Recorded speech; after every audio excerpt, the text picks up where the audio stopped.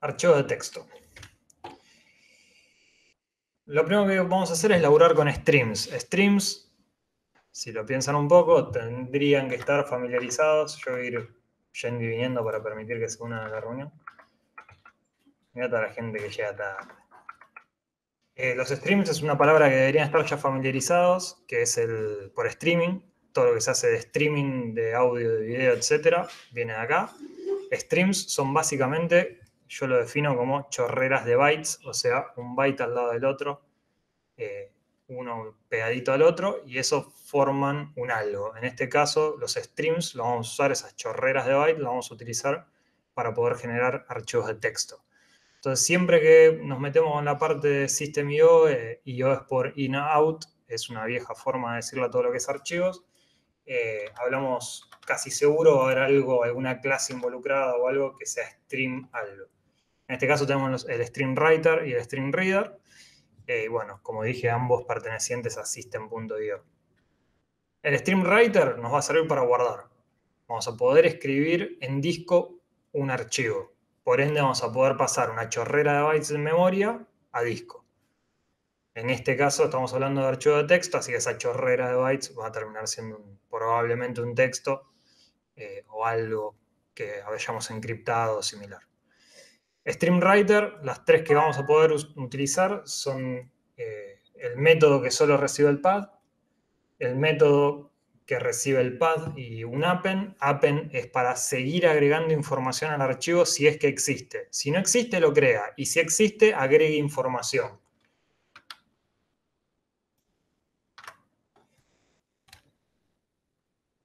En el primer caso, que no tiene append, lo que va a hacer es pisar el archivo.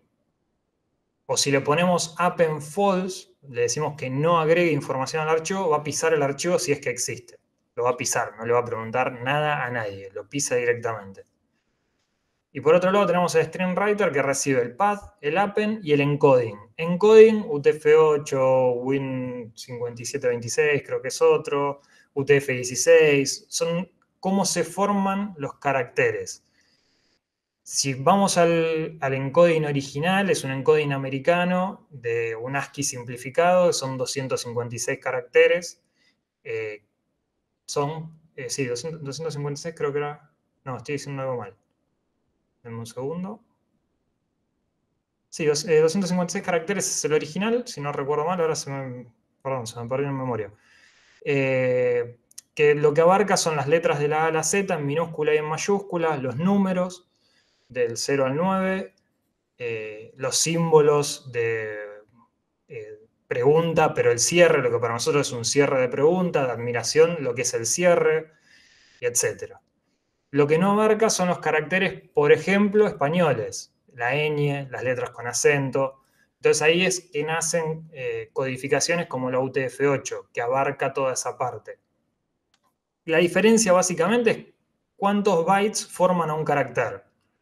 Hay encodings de 2 bytes por carácter, hay encodings de 4 bytes por carácter, y así se logró no solo el español, sino el ruso, que tiene la tipografía es cirílica, lo que es el griego en su tipografía original, que también ahora no me sale el nombre, pero tiene una tipografía especial, el chino, el japonés, bueno, todos son encoding distintos.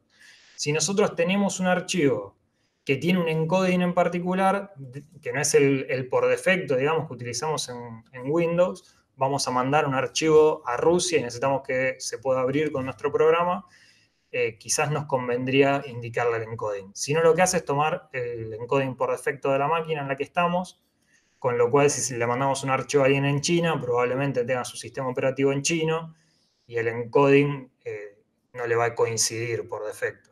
Entonces deberíamos en esos casos especificar un encoding. Repito por las dudas, simplifico todo lo que dije, es una forma de codificar los bytes, los caracteres, en realidad los char, de nuestro stream de texto, lo que vamos a guardar, y ahora vamos a ver que también lo que podemos leer le podemos pasar un encoding. Una vez que ya tenemos nuestro stream, este objeto del tipo stream, o sea, lo vamos a tener que instanciar, tiene el método write, escribe la cadena de caracteres tal cual se la pasamos, el writeLine escribe la cadena de caracteres y agrega un salto de línea al final, Y finalmente, siempre los archivos, así como los abrimos al instanciar el stream, en este caso el stream writer, vamos a tener que cerrarlos. Si no los cerramos, ¿qué pasa? Hasta que no se cierre el programa de forma completa, ese archivo está tomado. Si alguien me hizo una pregunta, hágala por audio, o alguien que lo ayude y me meta un audio. Y ahí usamos el bloque finally para cerrar el archivo. Exacto, si en caso de querer asegurarse de que el close se ejecute, muy bien lo que decís, hay que poner el bloque finally, habría que declarar el stream por fuera del try, adentro del try, instanciar el stream y tratar de guardar la información, Claro. un catch capturando posibles errores y finalmente un finally cerrando el archivo. Esa es la estructura lógica que debería tener todo esto. Claro. ¿Por qué? Porque puede haber un error cuando se quiera abrir el stream, puede haber un error de escritura cuando se trata de guardar el archivo, el error puede ser físico de disco, de dónde lo estamos queriendo guardar, de permiso, de un montón de cosas. Hay múltiples errores en el tema de archivos, entonces hay que ser cuidadoso con el tema de la captura. No solo depende de, bueno, yo sé que esto se va a guardar en el D siempre y el D de mi máquina anda bien. Quizás van a la máquina de otra persona y no tiene disco D. Incluso podría tener 7 discos instalados, o sea, 7 particiones en su sistema operativo y que ninguna se llame D. O sea, no es que yo estoy seguro que tiene particiones el disco, entonces voy al D. No, tampoco. Nunca sirven. Cualquier cosa que hagan no sirve. Puede ser que el usuario ese no tenga permiso en ese lugar para guardar algo. Bueno, entonces ya hay que empezar a tener mucho cuidado con el tema de excepciones desde que entramos a la parte de archivo. Mucho más del que ya deberíamos estar teniendo. Un ejemplo, agregan el using, system.io, abro el archivo, streamwriter en este caso, SW, un nombre cualquiera, igual new streamwriter, y le digo a dónde lo quiero guardar, c2.//prueba.txt. Hago un streamwriter.writeline, hola mundo, eso va a agregar el hola mundo que lo estoy pasando entre comillas, más un salto de línea, SW, writeline, chao mundo, otra vez agrega el salto de línea, voy en writeline, y finalmente un close del archivo. Esta es la secuencia lógica, sacando toda la parte de los try catch que hablamos recién, pero esta es la secuencia lógica de abro el archivo, escribo el archivo, cierro el archivo. Otra forma de escribir exactamente lo mismo es esta. Using. Using lo que va a hacer es contener toda esa apertura y cierre del archivo. Se va a encargar de cerrarlo una vez que se salga del using. Es práctico, está bueno, hay muchísimos ejemplos en internet utilizando using, tanto para archivos como para base de datos dentro de los temas que vamos a ver. Así que familiarícense con la escritura de este código. La única diferencia, ponen using, declaran arriba todo el streamwriter, desde la declaración hasta la instanciación, streamwriter, writer igual new streamwriter, y le paso dónde quiero guardar el archivo. Si colocan así el nombre del archivo, sin poner C2 puntos, D2 puntos o lo que sea, lo que va a hacer es guardarlo en la misma ubicación que está el ejecutable. Lo va a guardar en la misma ubicación que está el ejecutable. En este caso, adentro de la carpeta bin debug, por defecto en los proyectos que estamos haciendo. ¿Cuál de los dos usos recomendás, profe? Vos, Entre el using particularmente. y el otro, Sí. son exactamente lo mismo. No, el using está bueno porque ya se olvidan de hacer el close. El close se hace una vez que sale de esta función de using. Ok. Pero la verdad cualquiera de los dos. Yo por lo general utilizo la otra porque me da más dominio del código. Yo decido dónde se cierra y como que, no sé, me gusta más tener esos dominios sobre el código, pero es locura mía, no es que uno es mejor que el otro. En este caso hace un write y 2 writeline, y como ven no hay close. El close lo maneja esta palabra que es el using. Por otro lado, como les dije cuando arrancamos, aparte del streamwriter que es para guardar, tenemos el que nos va a servir para leer, que es el streamreader. Para streamreader tenemos dos instanciaciones que son las que nos interesan, que una tiene el pad y la otra tiene el pad y el encoding. Lo mismo de antes, el pad es la ubicación del archivo, el encoding es cómo va a estar codificado ese texto. Si el pad no tiene una ruta absoluta, lo guarda donde está nuestro ejecutable. Y el close, igual que el write. Esperen que yo vuelvo. Perdón, una consulta. Sí. La única archivo. manera es escribiendo el pad o, por ejemplo, el ejercicio que vamos a hacer hoy que tiene el Open File Dialog, ¿se le puede pasar con eso? Se entrecortó el final. No sé si terminaste la pregunta o... Terminé, no sé si se escuchó todo. Está bien. Entonces, creo que te entendí. Si no, ahora corregime. El file open se puede, si no recuerdo mal, en el file open de C Sharp se puede pedir el resultado del archivo. Pero nosotros lo que vamos a hacer es utilizar el file open para que nos devuelva el nombre, la ubicación y el nombre del archivo que queremos abrir. Y después vamos a Ah, eso, utilizar perfecto. esto. Para no tener que Porque, tipearlo, digo, que no tiene sentido. ¿qué cosa? Pará, no tiene sentido tipear. Tipearlo todo el tiempo porque quizás vos querés usarlo en otra carpeta, lo querés guardar en otro lado. No, obviamente, hardcodear esto, decís, ¿dónde está Claro, el archivo? No, eso hay que evitarlo a toda costa, salvo que sea el archivo de log del sistema. Cada vez que me claro, lanzo una excepción, la logueo en un archivo de texto para saber qué pasó. No sé, ponele. Entonces, bueno, ahí ese archivo de log probablemente esté en el mismo lugar que el exe o del exe alguna subcarpeta. Eh, claro. pero si no, siempre vamos a indicar la ruta. Ahora vamos a ver también cómo ubicar ciertas rutas que son del sistema que también se utilizan mucho.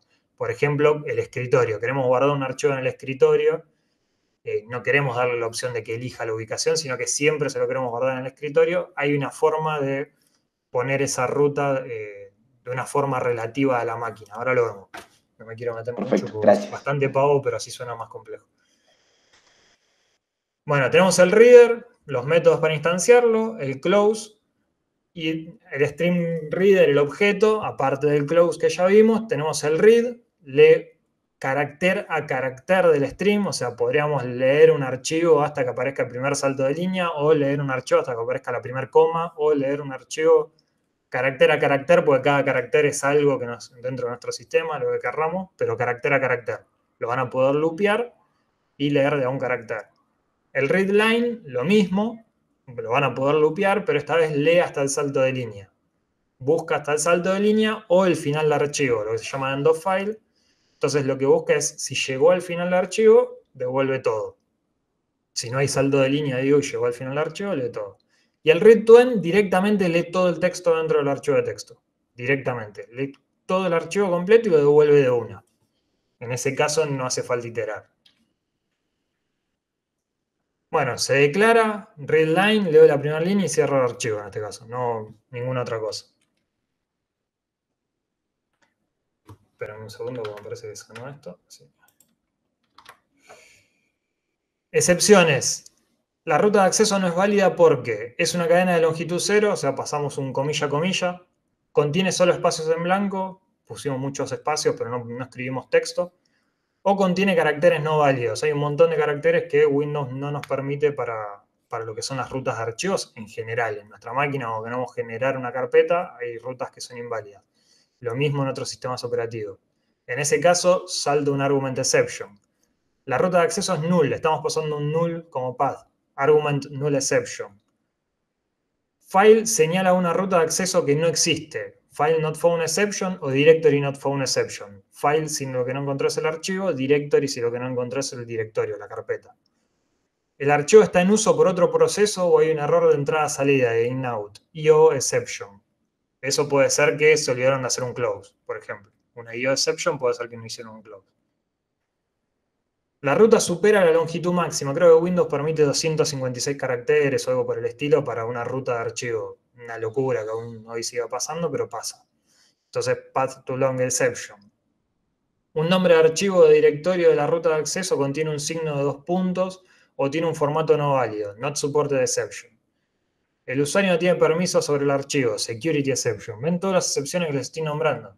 Y no son todas. Son algunas de las excepciones que les pueden saltar cuando abren un stream o cuando tratan de guardar datos. Algunas cosas útiles. Objeto file, clase estática con métodos estáticos que tiene métodos como exist. Le pasamos un pad y nos va a devolver true si tiene los permisos necesarios y el pad contiene un nombre de archivo existente, o sea, valida que el archivo existe y que tengamos permisos para utilizarlo. Devuelve false, bueno, en el caso contrario del anterior, también si el path es null, una ruta de acceso no válida o una cadena de longitud 0. Si no tiene permisos suficientes para leer el archivo especificado, no se produce ninguna excepción, devuelve false, independientemente de si existe o no el path. O sea, ya si estamos apuntando a una ruta donde en algún momento se encuentra que no tiene permisos para esa carpeta, ya está, devuelve false. El copy nos sirve para copiar de un lugar a otro. El delete para borrar un archivo especificado. Después tenemos el directory para directorios, para carpetas. Podemos borrar con delete. Borrar el delete, que le pasamos un path y un boolean. El boolean lo que indica es si va a ser recursivo o no. O sea, si tiene otros directorios adentro, si borra todo, o en el caso de que tenga otros directorios adentro, no borra nada. El exist determina si la ruta de acceso dada hace referencia a un directorio existente. El getFiles devuelve todos los archivos que estén adentro de ese directorio. Y esto es lo que recién le decía a Gonzalo. Tenemos una forma de referenciar a las carpetas especiales del sistema. ¿Cuáles son las carpetas especiales del sistema? Las que no están siempre en el mismo lugar, pero siempre existen dentro de Windows. Estamos hablando, por ejemplo, del desktop, del escritorio, de mis documentos, de program files, de system32, de fonts, todas carpetas que están en cualquier instalación de Windows, pero no siempre, pueden no estar en la misma ruta siempre. ¿Por qué? Porque desktop es para cada usuario, entonces depende del nombre del usuario, que es una de las carpetas intermedias hasta llegar al desktop. Si su usuario se llama admin, hay una carpeta que es admin, barra no sé qué, barra desktop. Mis documentos, mismo caso. Program file, el sistema podría no estar instalado en el C. Font, el sistema podría no estar instalado en el C. Entonces, no sé si hay forma de cambiarlas, creo que no, por eso digo que lo del C. Son todas carpetas que dependen de cómo se instaló el sistema operativo. Entonces, para poder consultarlas, tenemos esta clase estática con su método estático environment.getFolderPath, a la cual le podemos pasar, como muestra acá el ejemplo, un enumerado. Environment.specialfolder.desktop. Esta línea nos devuelve la ruta al escritorio del usuario en el cual estamos ejecutando el programa. Esta línea de código nos devuelve la ruta a la carpeta mis documentos del usuario que está ejecutando el programa. Esta última nos devuelve la ubicación y la ruta completa de la carpeta de program files o archivos de programa, que es otra de las variantes, que esté en castellano o esté en cualquier otro idioma del sistema operativo, también cambia el nombre de esta carpeta. Lo mismo para todas las que nombré antes. Fíjense, Special Folders es un enumerado, chequen los valores que tiene. Dicho todo esto, lo primero que voy a hacer es frenar esta grabación. ¿Preguntas? ¿Alguna duda? Sí, yo tengo una pregunta con respecto a lo del idioma.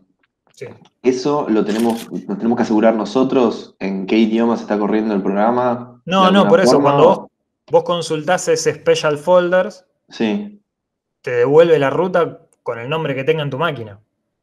Ah, En castellano, perfecto. en inglés, en húngaro, en lo que lo tenga, te va a devolver la ruta. Ah, hermoso, listo. Por eso es que están buenas esas carpetas, porque no dependés de nada. O sea, no necesitas saber ningún dato, siempre te va a devolver la ruta absoluta a la carpeta esa.